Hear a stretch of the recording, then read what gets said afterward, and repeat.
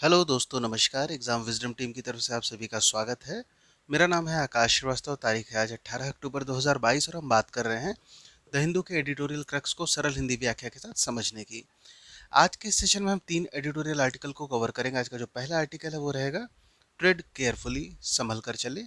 इसके बाद बात होगी गॉन गर्ल्स, लड़कियां चली गई।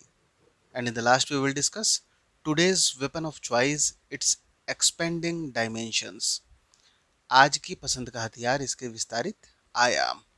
वन बाय वन तीनों ही एडिटोरियल आर्टिकल के क्रक्स को आसान भाषा में समझने का प्रयास करेंगे। आगे बढ़ने से पहले एक बात को क्लियर कर देता हूँ, जो भी इसमें हिंदी अनुवाद किया गया उसके लिए गूगल ट्रांसलेशन का इस्तेमाल किया हुआ है। ऐसे में शब्दार्थ और भावार्थ की भिन्नता को कमेंट बॉक्स में ज़रूर इंगित कीजिएगा। चैनल को अभी तक आपने सब्सक्राइब नहीं किया तो प्लीज़ इसको सब्सक्राइब कर ले, ताकि क्वालिटी कंटेंट आप तक रेगुलर मिलता रहे। और हाँ, इसका फ्री पीडीएफ आपको हमारे टेलीग्राम ग्रुप में मिल जाएगा, लिंक डिस्क्रिप्शन में दिया हुआ है। चलिए शुरू करते हैं आज के सेशन को। आज का जो पहला आर्टिकल है वो है ट्रेड केयरफुली, संभल कर चले। Price growth trends need to be watched closely before raising interest rates. ब्याज दरें बढ़ाने से पहले कीमत वृद्धि के रुझान पर करीब से नजर रखने की जरूरत है। आर्टिकल में बात हो रही जिस तरीके से अभी लेटेस्ट इन्फ्लेशन डेटा आया है, वो नीति निर्माताओं के लिए काफ़ी किंग कर्तव्य विमूढ़ वाली स्थिति पैदा कर दिया है, क्योंकि एक तरफ जो महंगाई बढ़ रही है उस पर लगाम लगाने के लिए मौद्रिक नीति में जो बैंक दर होता है, बैंक रेट होता है, उसको बढ़ाने की बात हो रही है। तो दूसरी तरफ ऐसी भी बातें सामने आ रही हैं कि लगातार जो बैंक रेट काफ़ी समय से बढ़ रहा है, ऐसे में विकास कहीं बाधित न होता हुआ दिख जाए। और अब चूंकि बात होती है कंज्यूमर प्राइस इंडेक्स की, क्योंकि इन्फ्लेशन को इसके द्वारा नापा जाता है। और अब रिसेंटली ये देखने को मिल रहा है, जो भी आंकड़े हैं, कि ये आगे भी बढ़ते हुए ही ट्रेंड पे नज़र आ रहा है। और सबसे बड़ा रीज़न बन रहा है, अभी तात्कालिक कारण की बात करें तो सब्जियों और जो दाल हैं उनकी कीमतों का बढ़ना। इसके अलावा जो प्रधान अनाज होते हैं, गेहूं चावल, इनकी भी कीमतों में लगातार उछाल देखने को मिल रहा है। और चूंकि गेहूं और चावल जब सीपीआई का जो वेटेज होता है उसके काफ़ी प्रबल मात्रा में देखने को मिलता है, तकरीबन 16% के आसपास इनका वेटेज होता है। और ऐसे में इनकी कीमतों के बढ़ने की वजह से जो कंज्यूमर प्राइस है उसमें भी लगातार इजाफा देखने को मिलता है। इस साल प्रोजेक्शन है कि खरीफ उम्मीद से 6% कम खरीफ की उपज होने वाली है। और इसके परिणाम स्वरूप चावल जैसी फसलों में अभी से ही उनकी कीमतों में वृद्धि देखने को मिल जा रहा है। हालांकि सरकार द्वारा भी कुछ प्रयास किए जा रहे हैं, जैसे कि गैर जो बासमती चावल हैं उनके निर्यात पर रोक लगा देना इत्यादि। फिर भी जिस तरीके से अभी मानसून के अंतिम दौर में देखा गया कि वर्षा काफ़ी ज़्यादा हो गई और उससे जो सब्जियां हैं उनके उत्पादन बुरी तरीके से प्रभावित हो गए। लगभग 40% के आसपास की कीमतों में उछाल देखने को मिल रहा है। और दूसरे स्तर पर अगर बात करें तो लगातार जो रुपए है उसका अवमूल्यन जारी है। ऐतिहासिक तौर पर रुपए कमज़ोर होता हुआ दिख रहा है। और ऐसे में deputy governor of RBI Michael Patra ji इस बात को कहते हैं कि चूंकि भारत की बात करते हैं तो हम एक नेट कमोडिटी इंपोर्टर हैं। और ऐसे में जब हम इंपोर्ट करते हैं, रुपए भी लगातार डिप्रिशिएट कर रहा है, दुनिया भर में जो डिमांड है वो भी घट रही है, तो ऐसे में जो महंगाई है वो भी हम काफ़ी हद तक इंपोर्ट कर लेते हैं। और अब इसके बाद में शशिकांत दास जी भी अपने तर्क को देते हैं, जिससे असहमत होना भी काफ़ी मुश्किल लगता है कि जो मौद्रिक नीति है उसका प्रमुख उद्देश्य ये होना चाहिए कि किस तरीके से जो प्राइस प्रेशर है, मूल्य दबाव है, उसको और ज़्यादा न बढ़ने दिया जाए।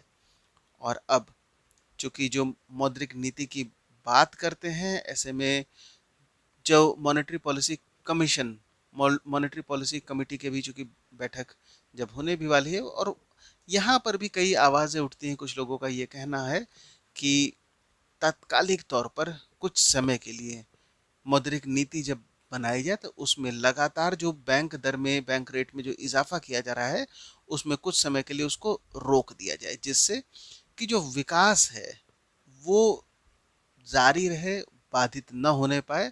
और जो आम जनता है उसको भी थोड़ी सी राहत की सांस मिल जाए। अगले आर्टिकल में बात होगी गॉन गर्ल्स, लड़कियां चली गई। Zero tolerance to violence against women is the only acceptable course. महिलाओं के खिलाफ हिंसा के लिए शून्य सहिष्णुता ही एकमात्र स्वीकार्य रास्ता है।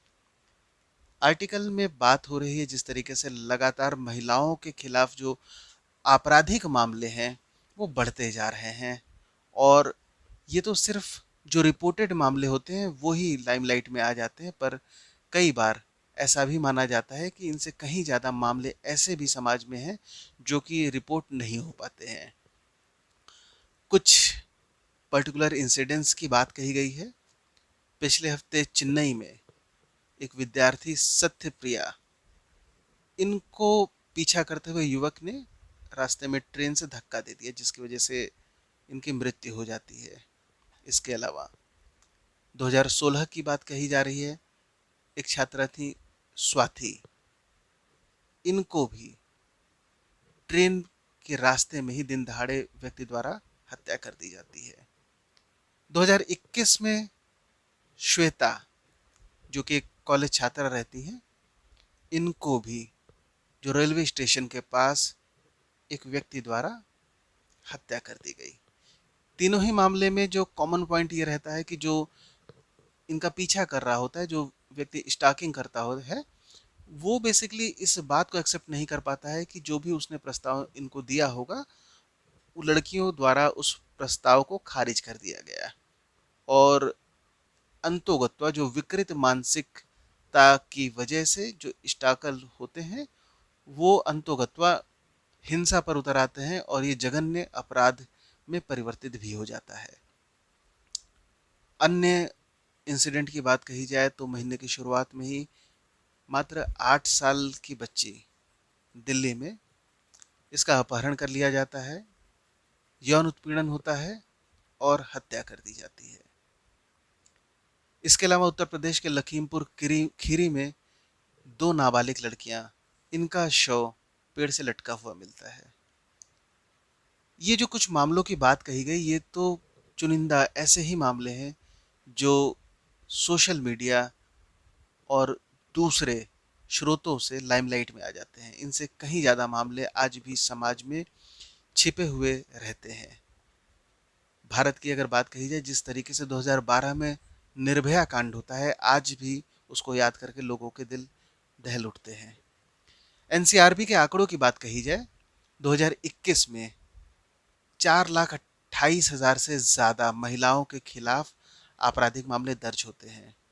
इनमें बलात्कार, बलात्कार समेत हत्या, दहेज उत्पीड़न, अपहरण, जबरन विवाह, तस्करी और ऑनलाइन उत्पीड़न शामिल होता है।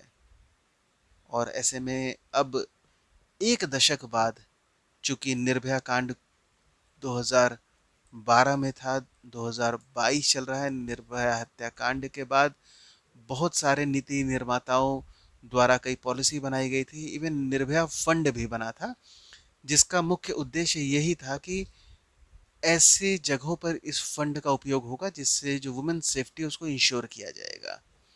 तो अब निश्चित तौर पर एक दशक बाद यह पूछना प्रासंगिक है कि क्या सरकार ने निर्भया निधि द्वारा जो भी परिकल्पित था रणनीतियां, क्या उनको लागू किया है? लागू किया है तो कितनी प्रभावी वो नजर आती हैं जब लगातार महिलाओं के खिलाफ जो जघन्य अपराध वाले मामले हैं उनमें बढ़ोतरी देखने को मिल रही है। और सतत विकास लक्ष्य सस्टेनेबल डेवलपमेंट गोल की भी बात कही जाए तो उसमें भी जेंडर लेंस से जो लैंगिक चश्मा है उसके से जो सुरक्षित, लचीले और समावेशी शहरों के निर्माण के महत्व को रेखांकित करते हैं। और अब जब महिलाओं के खिलाफ हिंसा से निपटने की बात आती है तो अधिकारियों की ओर से कोई ढिलाई स्वीकार्य नहीं है। सिर्फ जो जीरो टॉलरेंस पॉलिसी है, सिर्फ यही एक्सेप्टेबल होगा बात जब आएगी महिला सुरक्षा की। अंतिम आर्टिकल में बात होगी today's weapon of choice, it's expanding dimensions. आज की पसंद का हथियार, इसके विस्तृत आयाम। With non-state actors now engaging in hybrid warfare and distorting day-to-day practices, the world may have to confront a new kind of wild west.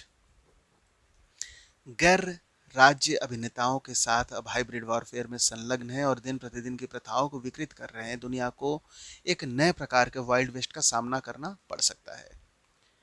Article में बात हो रही जिस तरीके से 21वीं शताब्दी में एक प्रमुख खतरा के रूप में साइबर क्राइम अथवा साइबर थ्रेट, साइबर खतरा उभर रहा है, जो कि बहुमुखी राक्षस के समान है। लगातार मल्टी डायमेंशनल तरीके से नए नए आयाम इस क्राइम के उभरते हुए देखने को मिल रहे हैं और माना जाता है कि ज़्यादातर जो सैन्य हमले होते हैं वही साइबर थ्रेट से उनको टारगेट किया जाता है, पर वास्तव में जो नागरिक हैं, सिविल स्फीयर, वहाँ पर आज के समय में ये देखने को मिल रहा है कि साइबर थ्रेट लगातार और ज़्यादा गंभीर होता हुआ जा रहा है। बात हो रही जिस तरीके से रशिया यूक्रेन कॉन्फ्लिक्ट जो चल रहा है, लगातार इसमें दुनिया भर में आर्टिफिशियल इंटेलिजेंस जो ड्रिवन मिलिट्री इनोवेशन, ऐसे पेपर लगातार सामने आ रहे हैं जो कि इस बात पर भी लोगों का ध्यान आकर्षित कर रहे हैं कि नए तरीके से जो साइबर वॉरफेयर है उसको किस तरीके से इस्तेमाल किया जा सकता है।